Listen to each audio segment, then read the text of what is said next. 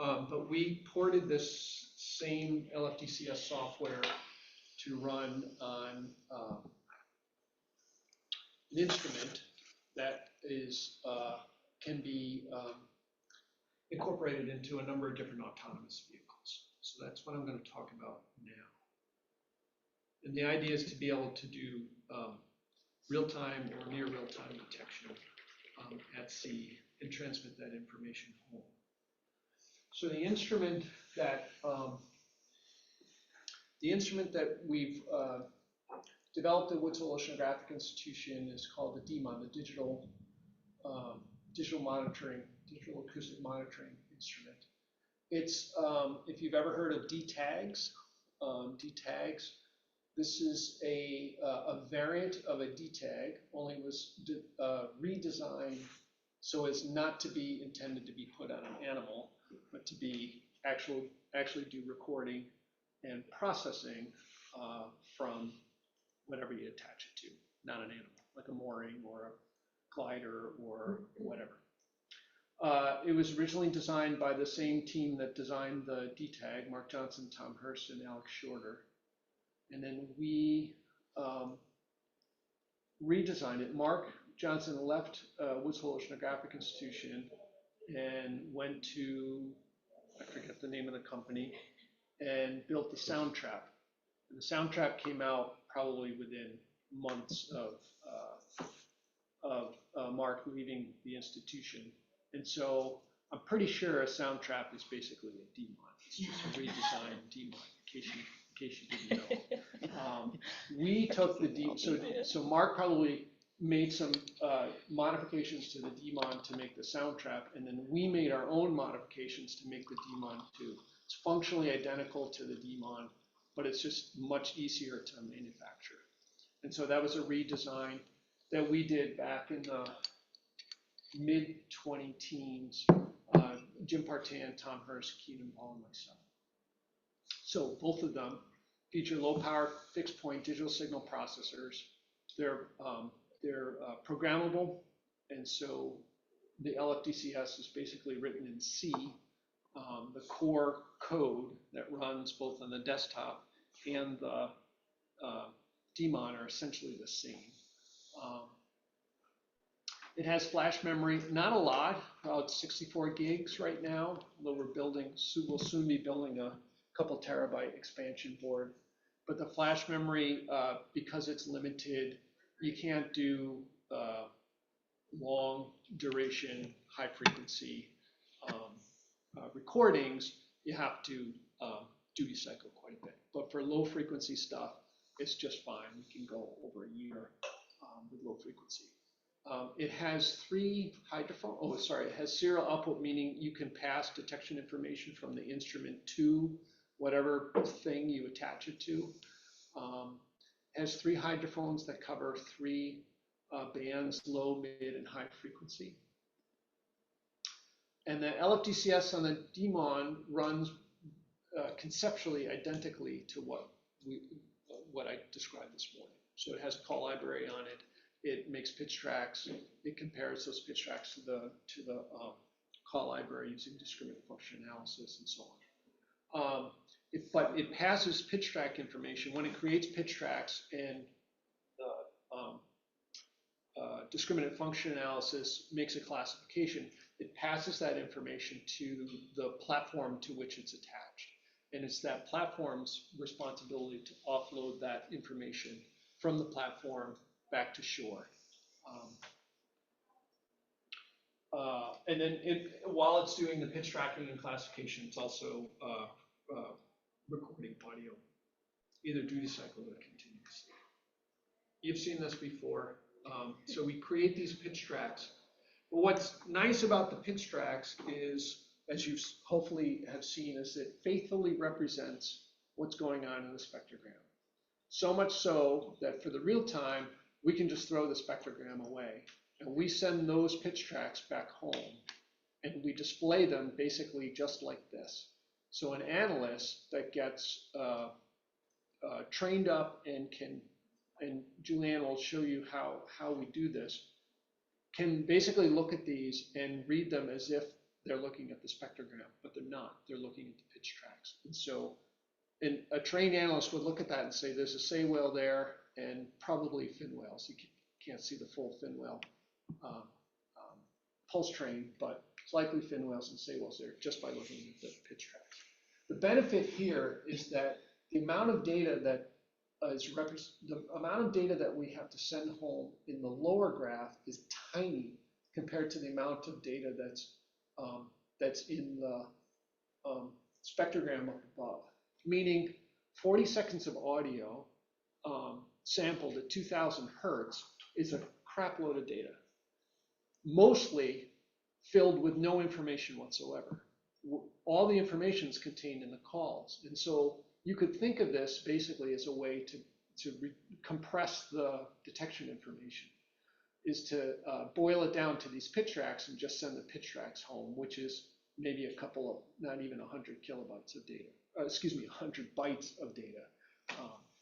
So why that's important is because we're going to send all this data through a satellite communication system, which is very, very, very narrow in terms of data bandwidth. And so literally when we connect up to the satellite, it's we're pushing less than 2400 baud of data speed, which is really, really, really, really slow. Okay, so it's like circa 1992 telephone modems, maybe late 80s telephone modems. So you can't send audio through this through that small data pipe. You have to really compress things down. That's why the pitch tracks are useful. We've incorporated this into a number of autonomous platforms. Slocum glider. We have a moored buoy application. We've incorporated into wave gliders. Spent a lot of years with wave gliders, and we've done recently done a profiling float integration. The point of doing this in many different platforms is each of the platforms has their own capabilities and their own sort of monitoring styles, I guess. They work over different time and space scales. Slocum gliders, for instance, can move around, and they can be out for weeks to months at a time. A moored buoy stays in one place and can stay in place for a year or even more. A wave glider moves faster than a Slocum glider. Slocum glider is quite slow. It's quite it's very prone to being pushed around by currents, whereas a wave glider is less so because it can move faster. But there are big drawbacks to moving fast. Profiling floats are designed to stay at sea for many years at a time, and then basically sink to the bottom and stay there forever. They're what's called expendable. Expendable floats you're not going to get. You don't want to do recordings on because you never get the float back. And so there's no point in doing recordings. You have to do everything in terms of sending detection information back home. So each of these does very, very different things. And we did these integrations in these platforms for very specific reasons. And the papers here are describe the integration and evaluate the system based on how well they do detecting baleen whales. We mostly, to this day, use the Slocum gliders and the moored buoys. The wave gliders are a very difficult platform to do low frequency detection classifications. Okay, so as I mentioned, they all transmit data through the Iridium satellite system, which is a very, very slow system. We do this for a couple of reasons. You could say, well, why don't you use Starlink? That'd be great, except the Starlink modem on these platforms would be very power intensive. These are very low power systems, and so transmitting to Iridium using existing modems doesn't take up a lot of power. Whereas a Starlink, we probably could run a Slocum glider for less than a week with a Starlink modem on board. So we're very careful about how much data we send to shore for a couple different reasons. So we don't actually send all the pitch tracks that the DMON LFDCS generates. We send a subset of them. We send information about background noise, status information, and of course where the platform is and what it's doing. All of that data gets sent to a computer in my lab and then gets processed and put on a publicly accessible website called robotsforwhales.hui.edu. And that's where we have analysts come in and, like Julianne, come in and basically look, scroll through page after page after page of pitch tracks to tell what species are present. And so what you're looking at here is actually a snapshot from the website of a little less than a minute's worth of data. And what you see now, you understand now. There's a pitch track. These are all right whale called pitch tracks. And below the pitch track, these numbers are the call type from the call library and the Mahal Novus distance. And so for each one of these pitch tracks, we not only get to see the pitch track, but we get to see the classification information as well. And the analyst sort of takes that all on board and uses a protocol to essentially decide, is there really a right whale here or not? In this case, there's so many right whale calls that it's pretty obvious there's a right whale there. But it's not obvious all the time. Once Julianne says that, yes, there's a right whale there, she presses a button that says, yes, there's a right whale there, we disseminate that information. So on the Robots for Whales site, if you go to any of the platforms, you'll see a table like this that has, for each day that the platform is out, it indicates in red if the species was detected, yellow if it was possibly detected, meaning there's some evidence that that species is there, but it's not 100% convincing. And gray is not detected at all. And then we also I maintain many lists of users that want to know if a whale is detected on such and such platform, can you let me know? So we send out email messages and text messages automatically. Again, when Julianne, the analyst, says, yeah, there's a right whale there, within a half hour, messages will go out via text and email to a whole bunch of people. We also have an API that allows other applications to come in and pull data off of the Robots for Whales site. And so there's a bunch, this isn't even all of them, but Whale Alert is an app you can get on your phone. CG1View is situational awareness software that the US Coast Guard uses. The New York Aquarium has a kiosk that has a live feed from 2 buoys in New York. Actually, the ones that are in the Empire Wind Lease site show up at that. WhaleSafe is a system for tracking and notifying vessels about the presence of whales on the West Coast off of Santa Barbara and San Francisco. Mr. Cetus is something that the offshore wind industry uses for, again, situational awareness, and we have all of our whale detection information in there. And the Whale Map or Whale Insight or whatever it's called nowadays is a system where people keep track of North Atlantic right whales for management and conservation purposes. It's not whale map. It's from the way to be detected to the message to be sent. How long? Yeah. Depends. We haven't sort of taken advantage of this, but so the platforms call in every 2 hours and send data. And so if in that data there's I think 2 or more right whale automated detections, the analyst will get a text message. Right now we don't act on that, but Julianne could, when she got that text message, go over to the computer. Or we don't act on it? Oh. Julian acts. We get that email, I'll check it. What's that? We do act on the alerts. What are you saying? But I don't ask you to. Today you do it twice a day. Oh. A day. But if we wanted to speed that, I'll get to. She looks at the link in the email for the alert. Yeah. So there's reasons why you would pick how often you do it. address that in a second. Mm. But so an alert could go out to the analyst and say there's been some auto detections in the last 2 hours. That would trigger the analyst to get on their computer, tablet, or whatever, and go and look at those tally periods. And if there really are right whales there, they can press the button. So a right whale could make a call, could make a couple of up calls, and we would know about that within an hour or two, and this message would go out, a half hour later. So it could be just a few hours. However, it doesn't make sense to have someone on call like that unless you're going to do something with that information, and you're going to do something with it right away. So just notifying people is like, okay, that's nice that there's a right whale out there, that we detected, just 3 hours ago.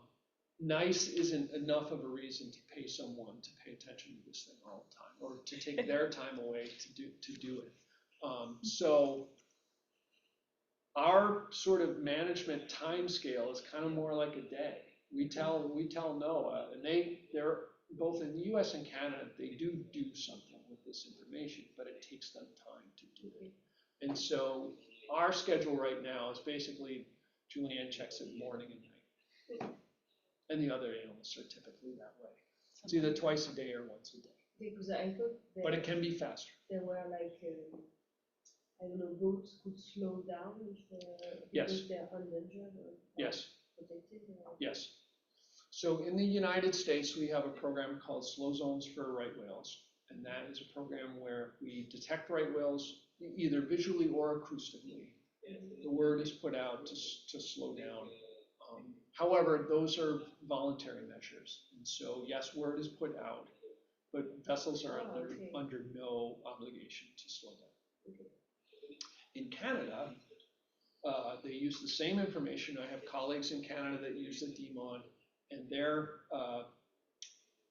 vessel strike mitigation rules are such that ships have to slow down in case when they get a detection. So they do it like more often. They watch more often. they actually don't. So you have to. Our goal here isn't to tell a ship, hey, there's a whale in front of you. Yeah. Can you slow down so you don't hit that whale? These systems are configured as they are today and used as they are today. Is more like when you drive up to an elementary school and the yellow lights are flashing in the morning to say, hey, there are kids around, you should slow down your car. It's more like that. It's telling ships because these slowdowns last a long time. They're put in place for about 2 weeks. And so it's more like, hey, there are whales around. Be careful. Our buoy system has the capability to update us much more often than 2 hours. We can set it to call in every 10 minutes. And so you could be knowing about a whale having made a call within, say, a half hour. So you can play with this. The Slocum glider, not so much. You can't do that with, but the moored buoy you can, and the wave glider you can, because they both have surface expressions. You can call home anytime. The glider has to dive to move, and so it's not always at the surface to transmit. Any other questions? Okay, so most of what we want to understand from the real-time stuff is just very simply, oh dear. It might come back. Just give it a We second. mostly just want to know, is there a whale there? And so this subsetting of pitch tracks, I'll just talk about for a minute, because a lot of people get concerned. You're not sending home all the data, you could be missing things. And it's true, we could be missing things. But sending pitch track data home is coming. It's funny. Just touch it. I went through this exact sequence before. So sending data home has 2 costs to it. One is you pay for it in satellite communication costs, right? We get a basic clearance. we've got a monthly phone bill that we get. For our buoys, the phone bill is about $500 a month. For the gliders, it's more like about $3,000 a month. So it costs money to send data home. And it also costs the analysts time and therefore money to analyze all this data when it comes home. Analysts typically spend about 45 minutes a day per platform on going through the pitch track data that comes home.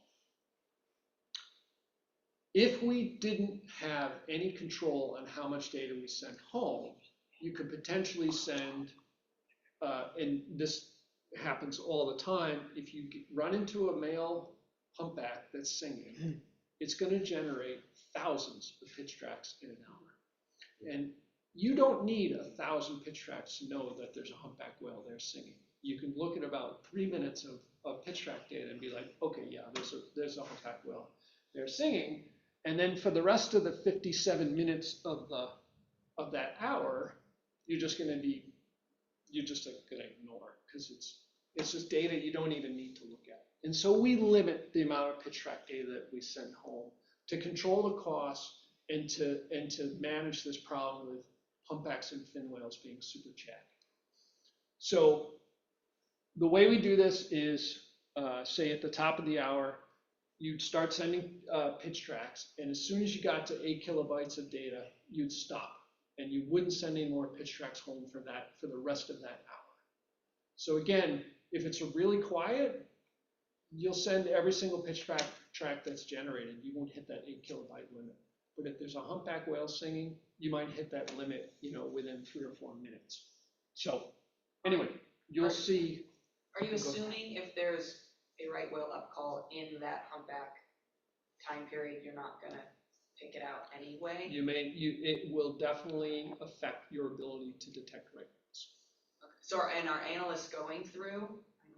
If they're in, you get the 3 minutes of humpback or whatever. Are you going through and double checking that, or saying this is too much to tell anything else? We're just gonna say We do have we have an analysis protocol that accounts for taking, like, you take context into consideration. Okay. And so if a right whale upcall is like, if there are multiple for example, if they're very loud upcalls and they're not within the rhythm of the humpback song and the humpback song is very faint or something like that, there are you might be able to pick it out. Okay. Yeah, there are sometimes cases where it's very obvious, but yeah, a lot of times if there is a humpback there, and it's kind of ambiguous whether it's in pattern or not, then we might just have to say like either possibly detected or something like that for the right whale. We have a whole protocol that's in the reference guide that we'll go over in the next session too for it, of how we do that.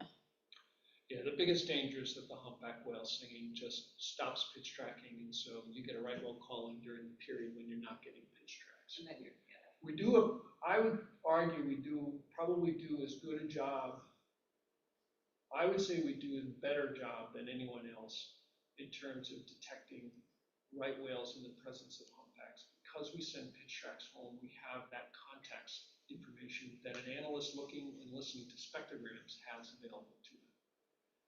We are not relying on just the detector output alone. Most detectors are really myopic, right? They are only paying attention to one call, and they're really focused on one species, and you don't get the context of what's going on. When I say context, I mean what calls are happening around the call of interest. So in the case of sending those pitch tracks back, you do have that context. There's an amazing amount of information that you can use to help you be more accurate with your analyst assessment of what species are present. Yeah, that's cool. Have you done a comparison of getting back the raw data and seeing by doing this how many you are missing? Yep. By not sending everything back? Yep. Oh, have we done that? Well, we almost did until I was like, wait a second, we're comparing, because yeah, we've done an evaluation of like literal, like the periods of pitch tracks that we can see in real time versus those exact periods of time in the archival data. Mm-hmm. I don't think we actually went in and assessed. I thought you guys did. If we'd sent all the pitch tracks. Yeah, if we'd Like sent in like, just that if we'd hour, sent how all the many- pitch tracks. How many upcalls were in that hour or something? Yeah. I thought you did. I thought you had a number of how much. We were gonna originally do it, and then we Oh. realized that it wasn't what we were, the question you were trying to answer was Oh, not. okay.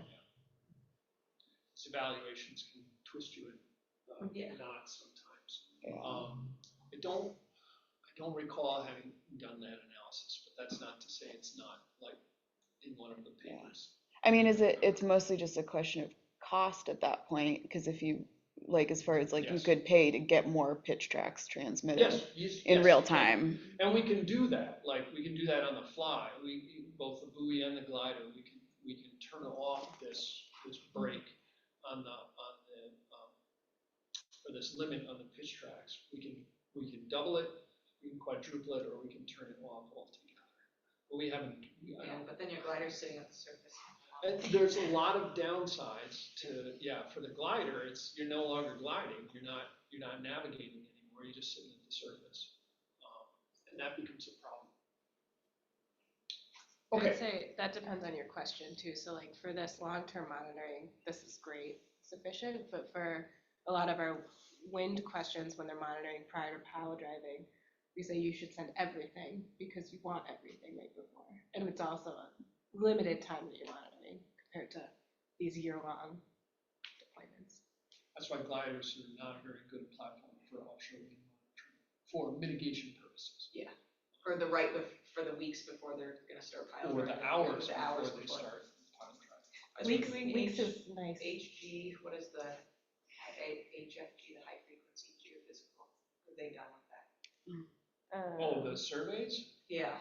Well, they're not, Maybe there it's are like a various dozen. projects in various stages, so some are in construction, some are still in surveys, some haven't even started yet, so. Okay, but are they mitigating before, with those surveys also, or? That I don't know.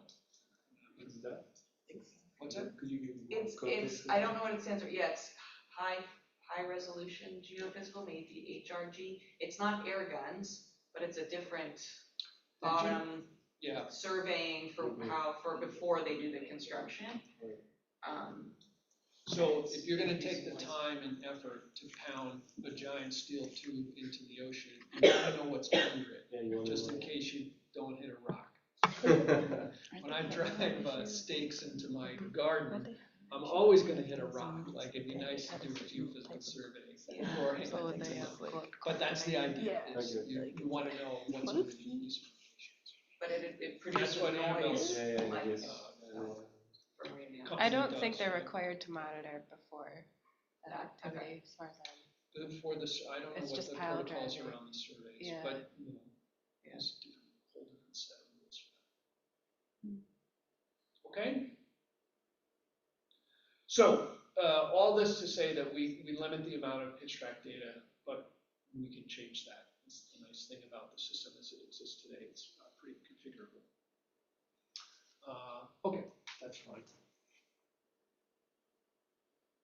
I feel like we're not seeing the whole. Yeah, I wonder, can you escape, like close out of it and then reopen?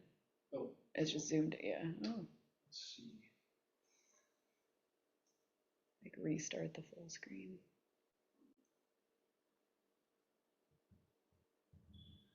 Okay. So this is treading a little bit on Jan's talk, but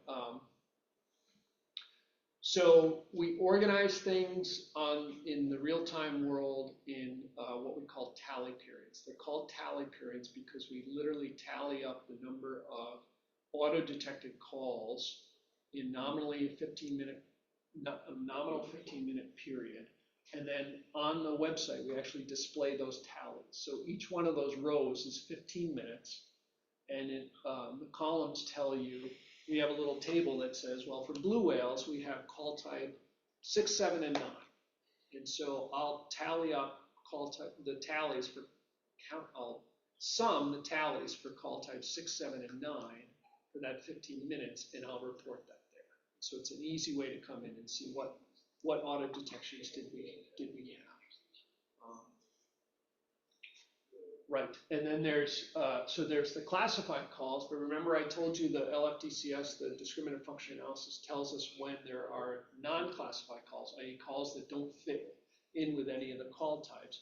That's the other table. And that's a good way, so we don't do a very good job classifying humpback whales with the system, but if you see this other number explode, there's either a really noisy thing going on or there's a humpback whale. You could argue humpback whale is a really noisy thing too. And then because pitch tracks are not transmitted all the time, not every 15-minute period has pitch tracks associated with it. In other words, during that 15-minute period, pitch tracks were generated, but it was past the 8 kilobyte cutoff, and so they weren't sent. And so when there are pitch tracks, there'll be a link there. That PT is actually a link. You can go click on that, and that'll take you to the tally period, all the pitch tracks that the analyst can view. So right now we maintain 8 buoy sites on the East Coast that the buoys stay in for a year at a time. They're all owned and operated by Woods Hole Oceanographic Institution, and awesome. And in with various partners, we have folks that analyze the data or partner with us in other ways for each one of the deployments. We also have 2 buoy sites on the U.S. West Coast too, Santa Barbara and San Francisco. They're all doing the same thing, just as I described. The DMON sits at the seafloor, transmits data up to the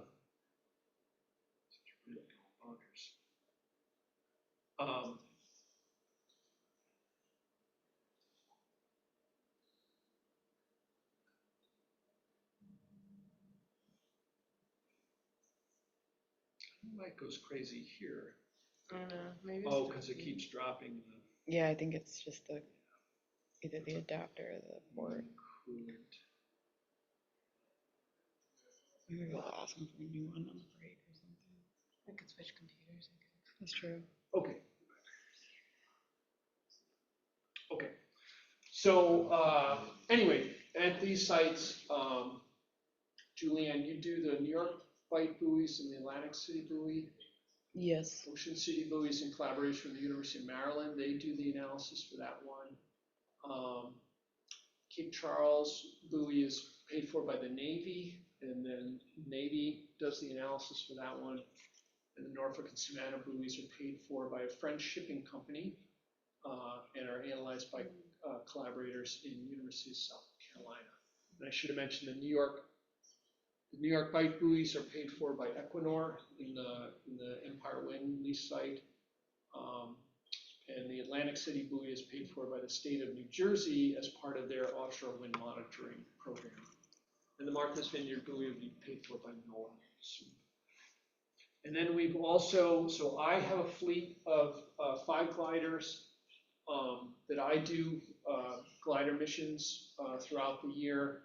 And then we have worked with the manufacturer of the Slocum glider to integrate the DMON into that and have them sell it commercially. And we have a number of collaborators up and down the East Coast that have DMON equipped gliders that do regular surveys with them. And so we're probably doing, these are, I think, rough and yet conservative, about 2,000, over 2,000 buoy days per year and over 1,100 glider days per year throughout this whole system. Do you find there's a lot of difference in the data that you get, like the quality of the data? Of course, like with the gliders, they move around, so that's advantageous. But like, do you find that it's harder or easier to classify the pictures with either of them, or is it quite similar what you get out of them? It's pretty similar. We've done. I mean, you're welcome to go read these papers if you are having trouble sleeping. But the glider and the buoy paper, the 2019 and 2020 paper, evaluate the performance of these systems in terms of being able to detect whales, and they perform pretty similarly, like remarkably similar. And that's because Slocum gliders are mostly quiet. When they are gliding, meaning they've left the surface and they just basically fall through the water column, and because they have these wings that provide some lift, they move forward as they do so. and they're quiet during that whole descent.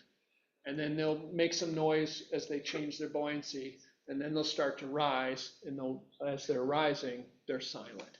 And so that makes it, there's some advantages to them going through the middle of the water column, where transmission properties are different and calls propagate longer, but by and large, they're pretty much the same.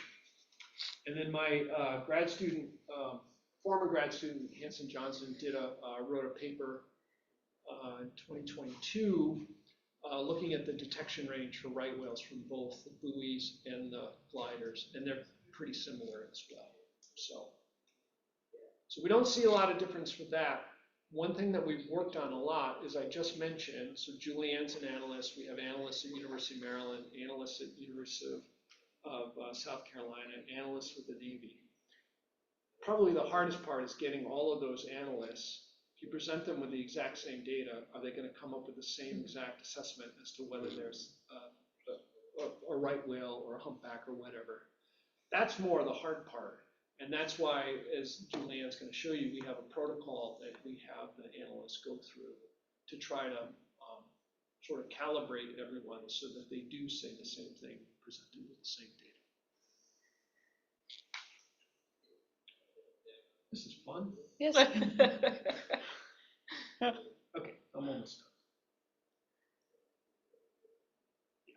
So as I mentioned, these data are used for conservation management purposes. So on the East Coast, for right whales, there's a voluntary program that if right whales are heard or seen, the National Oceanic and Atmospheric Administration, or NOAA, puts out a notice to mariners to say, hey, right whales have been seen in this area. They draw like a 40 by 40 mile box around the location of where those detections were made. And they say, if you're entering this box, please slow down to 10 knots or less, or avoid it altogether. And what we find is that cooperation rates with those voluntary measures are quite poor. And so there's a proposed rule to basically during the winter, as Jen was showing, we have lots of right whales all along the East Coast during the winter time to have a blanket slowdown, mandatory slowdown. Everyone goes 10 knots or less. So that's being considered at very high levels of government right now in the US. In Canada, they use this data to both for mandatory ship speed restrictions and mandatory fisheries closures because right whales get entangled in fishing gear as well. And then on the West Coast, we have two buoys that sort of inform this whale safe program they have voluntary speed restrictions there to try to manage vessel strike risk. And this is a way of giving information to the shipping companies, say, hey, there really are whales here, and then monitoring their behavior to see if they actually slow down. They have better compliance, don't they?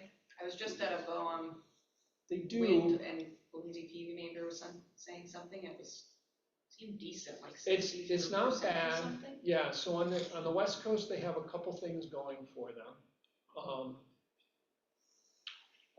One, those voluntary areas are static. They don't just pop up out of nowhere. There's a start date and an end date, and that's the way it is year-round. It's much easier for shipping companies to manage than the dynamic speed zones, slow zones on the East Coast. Interestingly, the air moves from the sea to the land on the West Coast, which we don't have on the East Coast.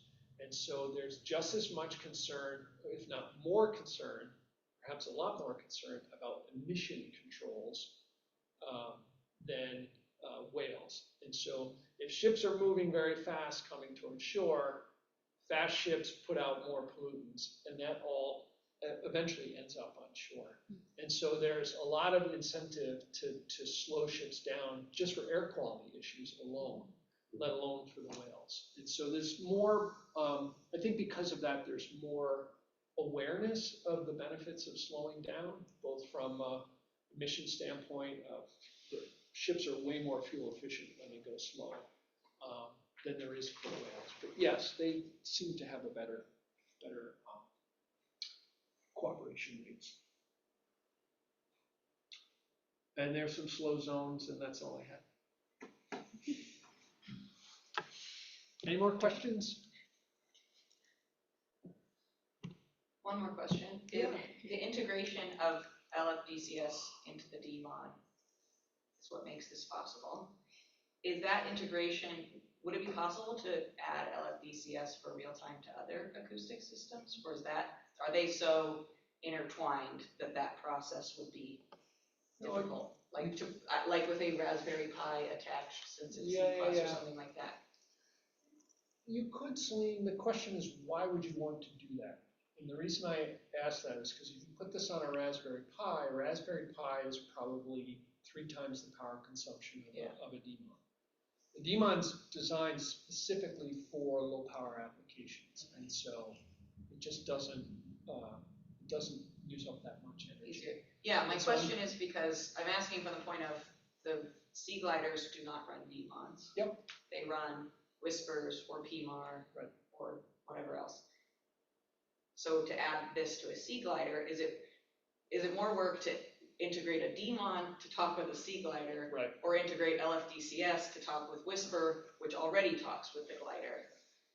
I don't know what. Yeah, I hear you. The power draw though is a good point. Maybe at that point it's easier to add a DMOD to a sea glider than that. It's not like that isn't work too. No, exactly. I get approached a lot from autonomous platform manufacturers saying, can we integrate a DMOD into, and that is not a trivial task.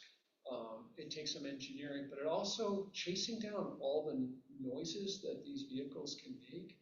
And if they're making noises at times when they should be quiet, there's a lot of back and forth between the manufacturer and us to chase those down. Yeah. We just got through doing it with this company, MRV, with the profiling floats. And we spent several months chasing down noise sources. Is it a modified Argo type? It is an Argo. It's an Argo float. Okay. It's their MRV float.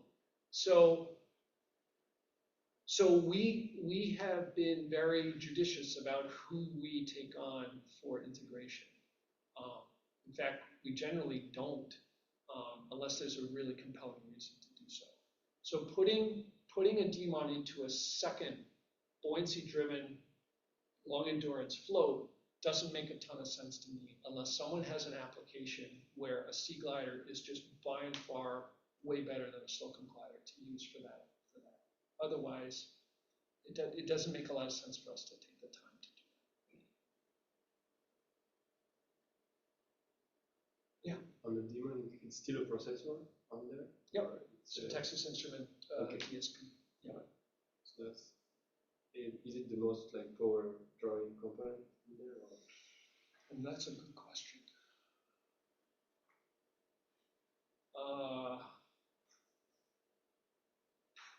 Probably, I would suspect, but I'm not an electrical engineer, so I don't know.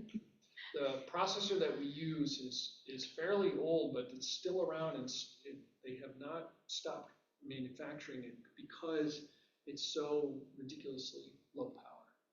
One of the ways it gets to be low power is, well, you have a computer science background. It has no floating point coprocessor. And so all of the math for the LFDCS is done in integer math, essentially, fixed point. And that's also not a trivial thing to do. It's quite painful, in fact. But we've worked it out, and it works well. But the trade-off is you get even lower power. And one of the issues with putting this on a Raspberry Pi or a little Linux stick is those things are super power hungry because they can do a bazillion things. It's a bootloader. It's what's that? It's a bootloader. Yeah. I was talking with a PhD student that had this idea, a little crazy, to not use a processor at all, have a chip with an analogical process, and to have the lowest power possible. Yeah.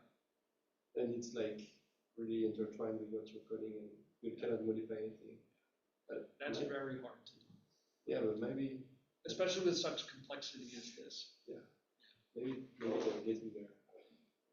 It would be fun.